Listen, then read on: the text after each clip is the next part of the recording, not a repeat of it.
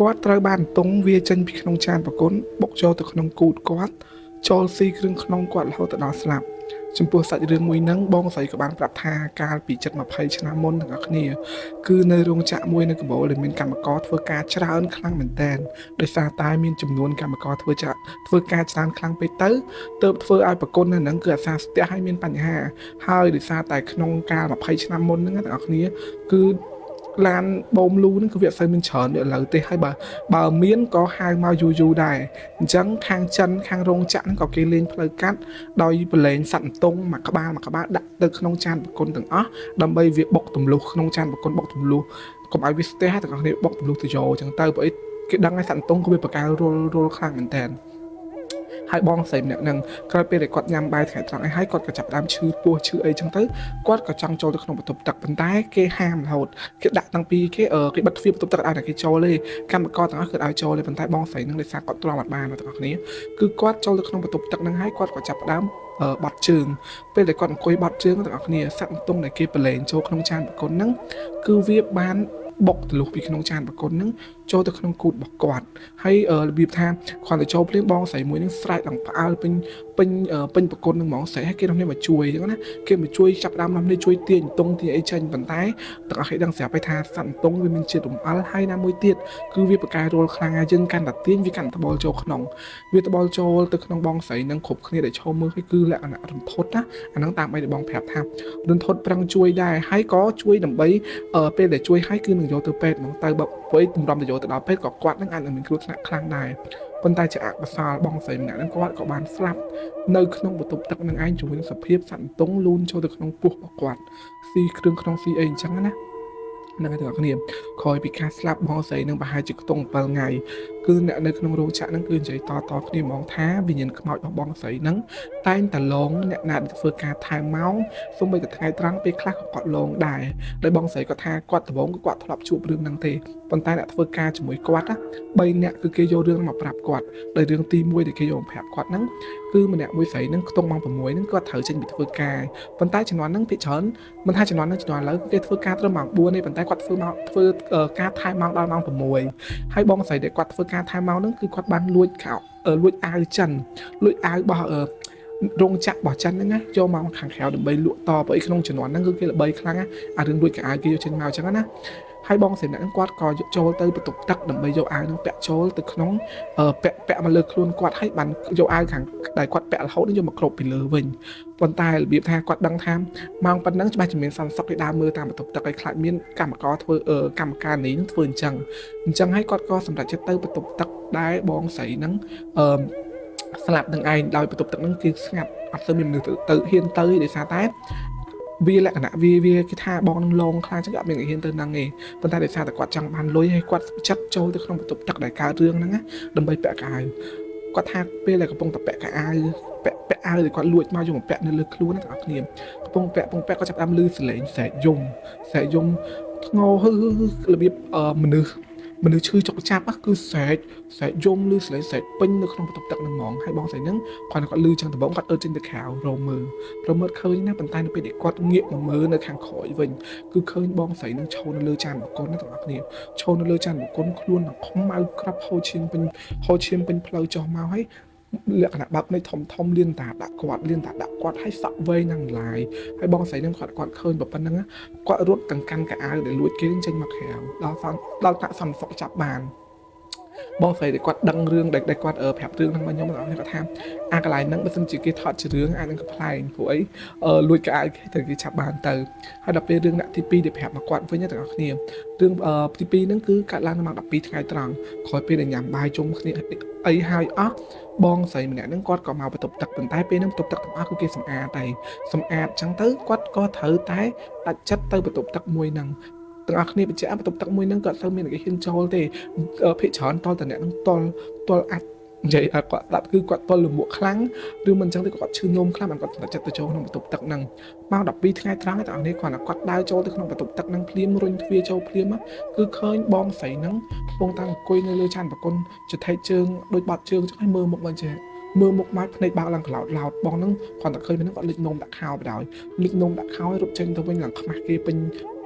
រោងចក្រអីចឹងណា ហើយដល់ពេលបងម្នាក់ទៀត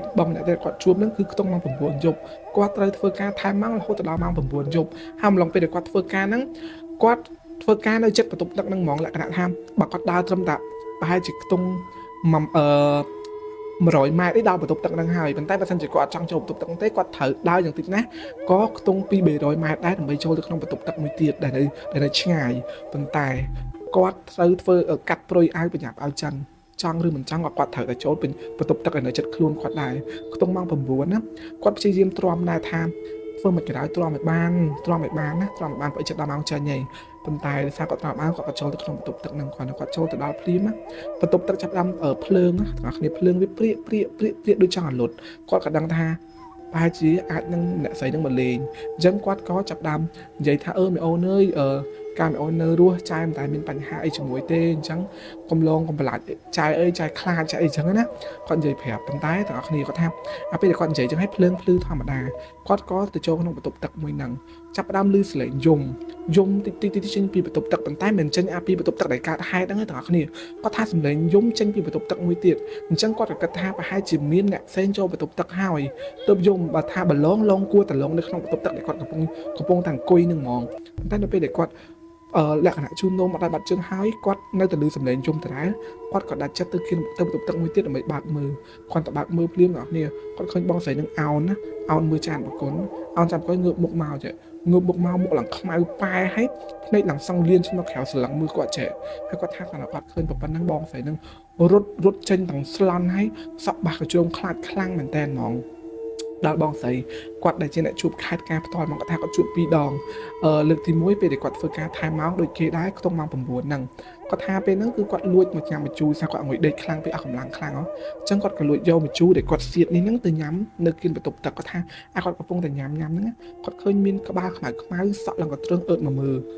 លហើយនៅពេលដែលគាត់ងាកទៅគេលឹបក្បាលចេញទៅវិញអញ្ចឹងនៅពេលដែលគាត់ឃើញអញ្ចឹងគាត់ក៏ថាបើមិនសន្តិសុខទេគាត់អ្នកធ្វើការរោងចក្រជាមួយគ្នានឹងឯងគេមកលួចមើលគាត់អញ្ចឹងគាត់ក៏ព្យាយាមញ៉ាំឲ្យលឿន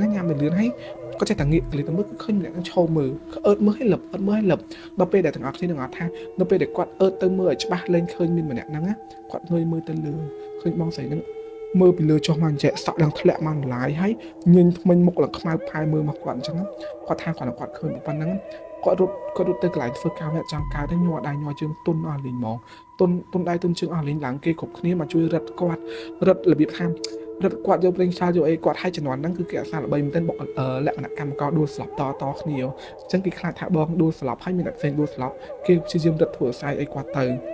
ៅហើយគាត់ថាក្រោយពេលដែលគាត់ជួបអានឹងម្ដងហើយគាត់ក៏ដែរទៅបន្ទប់ទឹកនឹងទៀតដែរម្លងបានចិត្តកន្លះខែគាត់ជួបម្ដងទៀតទាំងអស់គ្នាគាត់ជួបម្ដងទៀតណាគឺពេលដែលគាត់ដើរចេញពីធ្វើការហ្មងដល់ពេលហ្នឹងគឺគាត់ថាមកដល់ម៉ោង10យប់គាត់ថាគាត់ដើរចេញពីធ្វើការហើយគាត់អត់មានបានទៅដើរកាត់មុខបន្ទប់ទឹកហ្នឹងណាគាត់ដើរតែផ្លូវតាមផ្លូវធម្មតាមួយគេហើយចៃដន្យអីពេលដែលគាត់ថែមម៉ោងហ្នឹងគឺមានបុគ្គលិកថែមម៉ោងប្រហែលជាខ្ទង់50-60នាក់ទេអញ្ចឹងគាត់ដើរជាមួយនឹងគ្នាគាត់2នាក់អ្នកផ្សេងទៀតក៏ចាប់ដើរបន្តគ្នាមកណាគាត់ដើរតែ2នាក់គាត់កំពុងតែដើរ2នាក់ហ្នឹងស្រាប់តែមានគេខ្លួនខ្មៅជាមនុស្សស្រីរត់កាត់មុខគាត់ពេលរត់កាត់ទៅបាត់ចឹងទៅគាត់ប្រហែលជាគិតថាគេលួចកៅអៅចិនចាប់បានគាត់រត់អញ្ចឹងណាគាត់ក៏ខ្វល់ដើរបន្តទៅមុខទៀតគាត់ដើរបន្តទៅមុខទៀតម្នាក់នឹងរត់មកឈប់នៅមុខគាត់ហ្មងរត់ឈប់នៅមុខគាត់បែកខ្នងគាត់ថាឃើញបែកខ្នងហើយគាត់បានចាប់អារម្មណ៍អីទាំងអស់ក្រៅពីខ្នងម្នាក់ហ្នឹងចឹងគាត់សួរថាទៅផ្ទះឲ្យមីអូននេះមកទៅតាមមួយគ្នាដើរទៅមួយគ្នាហើយគាត់ថាម្នាក់នឹងងាកមកទាំងអស់គ្នាគាត់ថាភ្នែកឡើងលក្ខណៈលៀនធំហើយឡើងខ្មៅក្រឹបងាកមើលគាត់នៅពេលដែលគាត់អោនទៅមើលជើងឃើញហូរឈាមចុះមកប៉ុន្តែអត់មានជើងទេណាជើងដាច់ពាក់កណ្ដាលគឺរបៀបហូរឈាមចុះមកអាឡាក់ពេញហ្នឹងហ្មងហើយគាត់ថាគាត់ជួបហេតុការណ៍ហ្នឹងពេលទៅដល់ផ្ទះគាត់ដេកយល់សប្តិឃើញនឹងបងមួយដែលស្លាប់នឹងផងដេកយល់សប្តិឃើញតាំងពីបន្ទង់ហងគាត់ថាតាំងពីពេលហ្នឹងមកគាត់ខ្លាចបន្ទប់ទឹកមែនតើហើយមិនមែនមានតែគាត់ទេស្មានអ្នកផ្សេងៗក៏រៀងខ្លាចបន្ទប់ទឹកដែរអាហ្នឹងកាលពី20ឆ្នាំមុនហ្នឹង20ឆ្នាំជាងមុនហ្នឹងទាំងអស់គ្នាមកដល់ឥឡូវ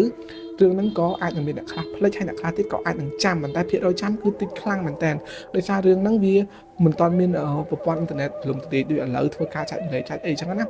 ហើយរោងចក្រមួយហ្នឹងរោងចក្រដែលកាត់ហេតុហ្នឹងគឺនៅម្ដុំកបោលទាំងអស់គ្នាប៉ុន្តែកាលពី20ឆ្នាំជាងមុននេះមិនមែនឥឡូវហ្នឹងឯណាបញ្ជាក់ម្ដងទៀតកុំឲ្យប៉ះពាល់ដល់រោងចក្ររបស់គេហើយទាំងអស់គ្នាក៏ដោយបើសិនចូលបន្ទប់ទឹកចាត់ប្រយ័ត្នតិចណាប្រយ័ត្នមានអ្នកគេយកអន្ទង់ទៅប្រឡែង10មានប្រាប់ទុកមុន ធ្វើអ្នកទាំងអស់គ្នាមានបញ្ហាដូចអញ្ចឹងហើយរឿងហ្នឹងក៏មានតែប៉ុណ្្នឹងដែរហើយបើសិនទាំងអស់គ្នាមានរឿងចែករំលែកអាចធ្វើការឆាតមកក្នុង account IG របស់ខ្ញុំបានហើយសូមជួយ follow account IG ខ្ញុំម្នាក់មួយផងបាយបាយ